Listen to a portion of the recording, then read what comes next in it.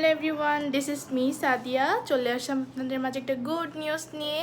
সবাই জানেন যে 10ই জুলাই এসএসসির রেজাল্ট দিয়েছে অ্যান্ড গেস হোয়াট, আমিও আলহামদুলিল্লাহ অনেক ভালো একটা রেজাল্ট করেছি। তো সেই উপলক্ষে আজকে যাব হচ্ছে যমুনা ফিউচার পার্ক। এখন সেখানে গিয়ে কী জন্য যাব, কিসের জন্য যাব, সেই ভিডিওটা দেখতে হলে আজকে ভিডিওটা সম্পূর্ণ দেখতে হবে। তো আমি তো রেডি হয়ে গিয়েছি, জাস্ট চোখটা সেট করার বাকি আছে।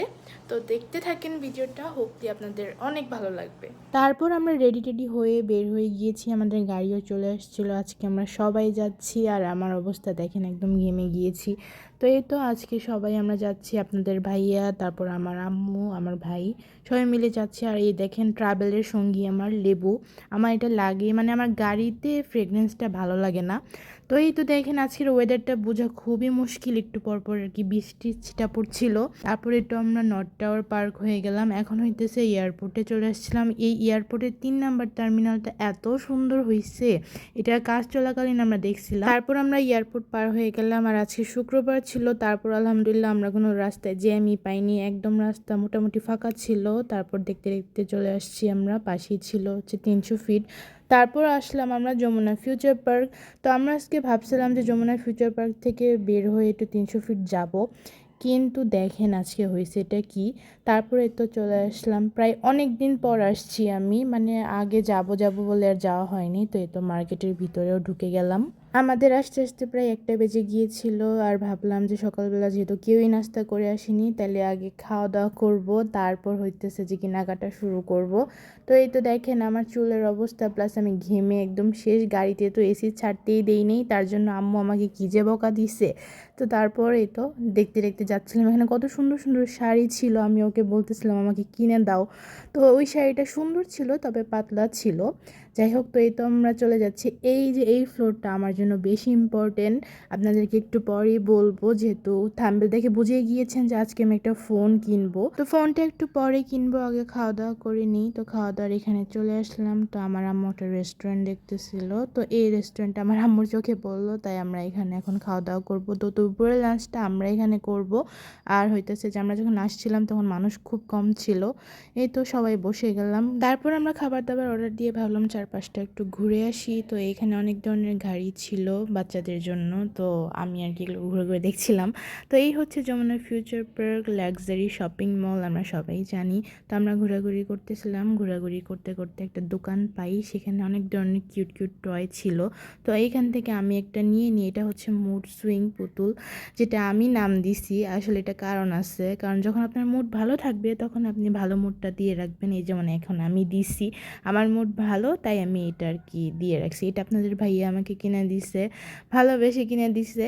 তো তারপরে তো আমরা শপিং মলটা চারদিকটা ঘোরাঘুরি করতেছিলাম, তারপর আমাদের খাবারও এসে পড়ছিল। এখন আমরা খাওয়া দাওয়া করে তারপর আর কি চলে যাচ্ছিলাম নিচতলায়, মানে যেখানে ফোনের ফ্লোরটা ছিল। তো আমার অনেক দিনেরই একটা ড্রিম ছিল যে স্যামসাং S24 আলট্রাটা কেনার। তো ড্যাজেল থেকে আমি ফোনটা নিতে চাইছিলাম, কিন্তু আফসোসের ব্যাপার হচ্ছে ড্যাজেলে আমার সেই পছন্দের কালারটা ছিল না। তো আমরা একটা দোকানে চলে আসি, এখানে এটা হচ্ছে ডিসপ্লে থেকে আমরা আগে ফোনটা দেখছিলাম। তো এটা হচ্ছে আমার সেই পছন্দের কালারটা, টাইটানিয়াম গ্রে কালার। আর এটা গ্রে কালার হলে ওটা ডুয়েল লুক দেয়, তো এই দেখতে পারতেছেন। তো আমি আমার ভাইকে দিচ্ছিলাম যে দেখ ঠিক আছে কিনা, যেটা আর কি দেখছি। তো ফোনটা ভালো করে দেখে তাদের স্টোর থেকে ফোনের 2টা বক্স বের করলো, 2টা থেকে যে কোনো আমি একটা সিলেক্ট করলাম। সিলেক্ট করে এখন পালা হচ্ছে আনবক্সিং এর। তো ফাইনালি স্যামসাং S24 আলট্রা নিয়ে ফেললাম অনেক অপেক্ষার পর। আর আলহামদুলিল্লাহ আমার 2 পরিবার মিলে আমাকে এই ফোনটা দিয়েছে। আপনারা আবার ভাববেন যে আমার হাজব্যান্ড আমাকে কিছুই দেয় না, যাই হোক। তারপরে তো ফোনটা কনফার্ম করে ফেললাম, ফোনের জন্য গ্লাস,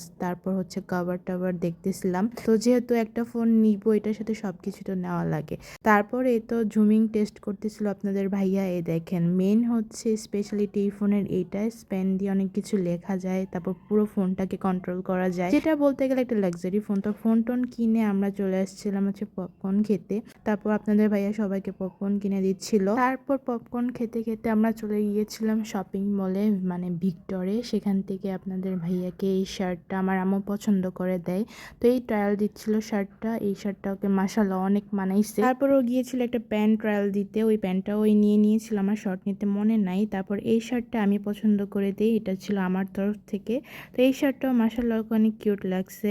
তারপরে এই তো হচ্ছে আমরা সব আর কি নিয়ে নিচ্ছিলাম। এটার মধ্যে ওর প্যান্ট আর শার্ট ছিল আর ওইটাও প্যাকিং করছিল। তারপর আমি চলে গিয়েছিলাম হচ্ছে আড়ংয়ে। তো এখান থেকে আমি অনেকগুলো ব্যাগ দেখছিলাম। তো এই মেরুন কালারের ব্যাগগুলো আমি দুইটা নেই, একটা আমার জন্য একটা আমার ননদের জন্য।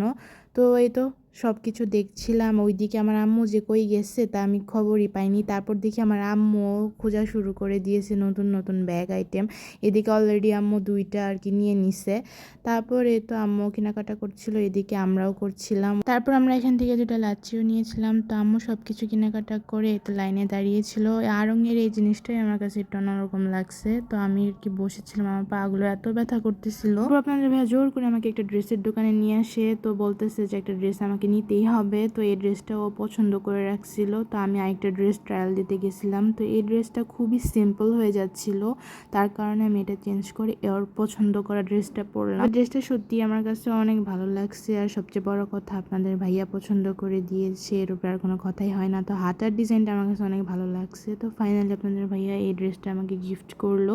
তো এই ড্রেসটা নিয়ে নিচ্ছিল আর আমি তো এইদিকে ভিডিও করা নিয়ে ব্যস্ত ছিলাম। এইদিকে আম্মু যেন কই চলে গিয়েছিল, পরে আসছে, পরে বলে যে এই চুড়ি কিনতে গিয়েছিল আম্মু।